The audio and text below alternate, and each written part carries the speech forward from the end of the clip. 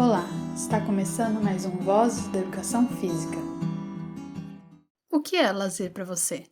Ficar de boa aproveitando para ouvir podcast ou ver uma série? Passear com a família? Correr no final de semana? Talvez jogar futebol com os amigos? E em que momentos você consegue aproveitar o seu lazer? Só nos finais de semana? Quando sai do trabalho? Ou quando acorda bem cedinho para ter tempo antes? No episódio de hoje vamos falar sobre a pesquisa É Lazer, Tudo Bem, Mas é Sério. Notas sobre lazer a partir do cotidiano de uma equipe master feminina de voleibol, de Ariane Correia Pacheco e Marco Paulo Stiger, publicado em 2016 na revista Movimento. Nela, os pesquisadores acompanharam uma equipe de vôlei não profissional e tentaram entender como as jogadoras interagiam com esse lazer, que na fala de uma delas é sério. Como a pesquisa foi feita? A equipe de pesquisa acompanhou os treinos do time Moinhos, de voleibol feminino master em Porto Alegre. Elas eram por volta de 15 jogadoras, entre 32 e 65 anos, treinando 2 dias na semana e competindo ao menos um final de semana por mês na liga local de Porto Alegre, com outros 11 times também master. Essa observação, dentro do contexto de uma comunidade, é uma pesquisa etnográfica. Momento, parando para refletir. As pesquisas etnográficas são usadas quando se pretende registrar e refletir sobre uma cultura. É mais fácil imaginar ela sendo feita com algum grupo que achamos ser muito diferente de nós. Por exemplo, quando um antropólogo visita uma aldeia remota. Mas na realidade, ela pode ser feita com qualquer comunidade da qual o pesquisador não pertence. Por exemplo, os pesquisadores que acompanharam as atletas da equipe Moinhos são de Porto Alegre que nem elas, mas não fazem parte da equipe e não são integrantes da Liga de Voleibol Master de Porto Alegre. Isso ajuda eles a conseguirem perceber acontecimentos e interações entre as pessoas que talvez elas mesmas já nem percebam mais, por já estarem natural para elas. Esse é um tipo de pesquisa científica diferente. Ele não busca descobrir algo que possa ser generalizado para todos, porque sabe que, quando se trata de cultura, existem muitas variações. Tentam, então, ao máximo, representar aquele grupo da qual estudou com suas descrições detalhadas e inferências. Talvez outras pessoas, quando virem seus registros, se reconheçam neles, e então podem assumir que as inferências que os pesquisadores fizeram valem para elas também. Mas se isso não acontecer, não tem realmente problema, porque a pesquisa etnográfica ajuda a documentar uma forma de viver humana. É mais uma forma de registro da nossa história e cultura como humanos em comunidade. Vale ressaltar que já foram feitas muitas pesquisas etnográficas desrespeitosas com as comunidades estudadas. Um bom procedimento para evitar isso é mostrar o produto da pesquisa para o próprio grupo que foi pesquisado. Assim, eles vão poder dizer se acham que foi uma representação justa deles e vão receber de volta o próprio produto que ajudaram a produzir. Momento, parando para refletir. Ao longo do trabalho de campo, os pesquisadores começaram a notar quanto as integrantes precisavam se dedicar para fazer parte da equipe e como isso contrastava com as definições sobre o que seria lazer comumente usadas no meio acadêmico. Por exemplo, Dumazedia define lazer como aquilo que é oposto às obrigações do trabalho, da família e do social. A pessoa se entrega de vontade própria para se divertir, descansar, se entreter e se formar. Bem verdade que as jogadoras do Moinhos disseram que se divertem bastante, mas elas não eram livres de obrigações com a equipe e também não terminavam seu momento de lazer descansadas, mas sim desgastadas pela demanda física, pela demanda de interação social e pela adição de compromissos.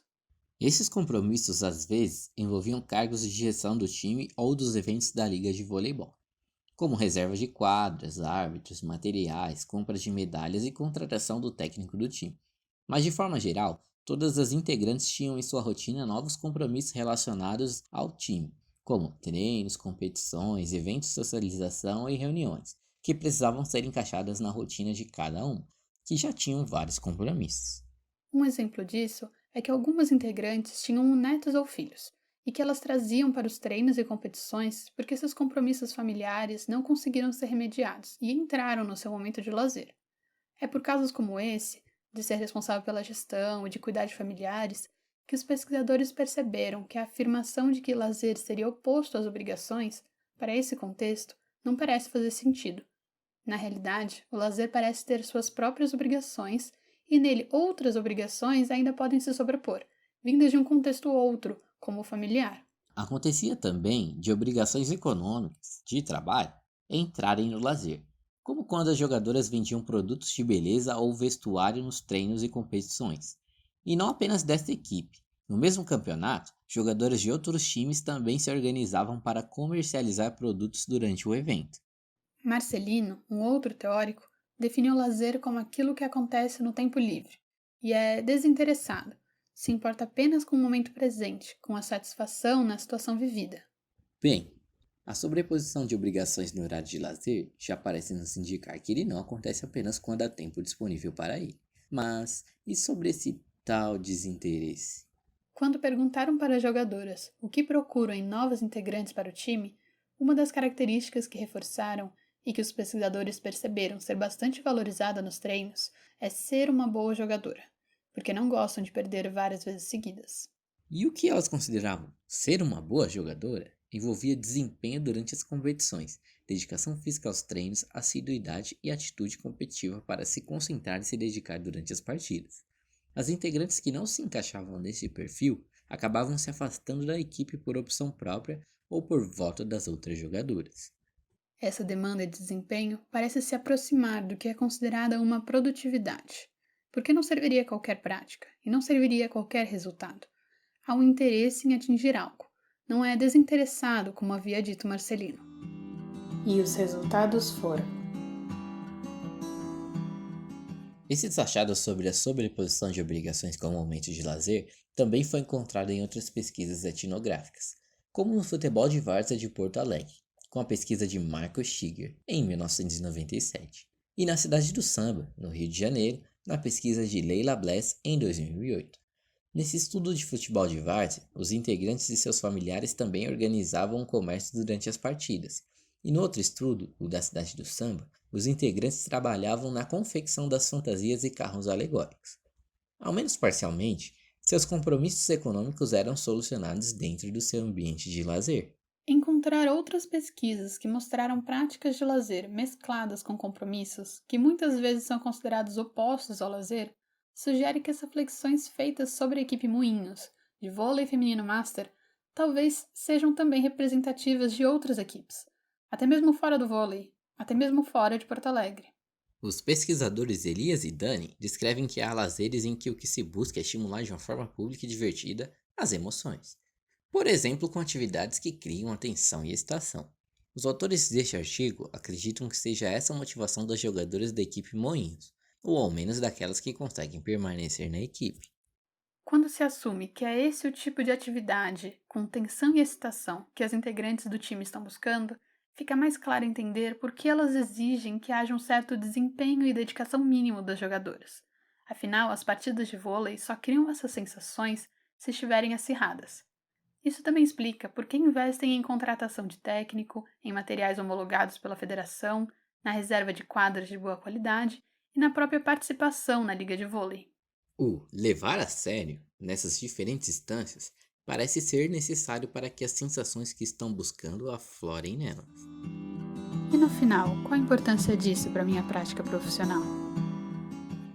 Quando estiver participando de um lazer em grupo, vale se perguntar: qual será que é o objetivo comum dos integrantes? Será que eles gostam de competir? Ou talvez queiram conversar? Eles estão interessados em aprender coisas novas ou será que preferem exercitar o que já sabem? Fazer esse tipo de pergunta talvez ajude a perceber se o ambiente, as atividades e a atmosfera daquele momento condizem com objetivos de lazer do grupo. Imagine só se a equipe Moinhos fosse aberta a todas, sem a necessidade de agendar ou se comprometer na participação. Isso poderia resultar em treinos com integrantes dos mais variados desempenhos no vôlei, e talvez o jogo não conseguisse acontecer para além do saque da bola. Outro exemplo pode ser uma turma que faz um curso de yoga. O profissional pode fazer vários comentários, correções sobre as posturas e sempre adicionar uma postura diferente da aula anterior. Mas se os alunos não objetivam aprender coisas novas, mostrar para eles com tanta frequência o que eles não sabem, talvez acabe sendo um balde de água fria no lazer. Achar uma turma para viver o seu lazer em conjunto pode ser difícil. Afinal, o sucesso depende desse alinhamento de objetivos. E como vimos com a equipe Moinhos, Pode também depender da disponibilidade até física dos participantes para que dê certo. Pesquisas como essa, etnografias sobre prática de lazer, podem nos dar dicas sobre os diferentes jeitos de vivê-lo, além de mostrar algumas alternativas que os grupos de lazer já em atividade podem utilizar para se aperfeiçoar e aumentar sua longevidade como grupo. Você ouviu mais um episódio de Vozes da Educação Física, com Ana Luísa e Ederson. Se você quiser ler o texto na íntegra, vá para a nossa página online.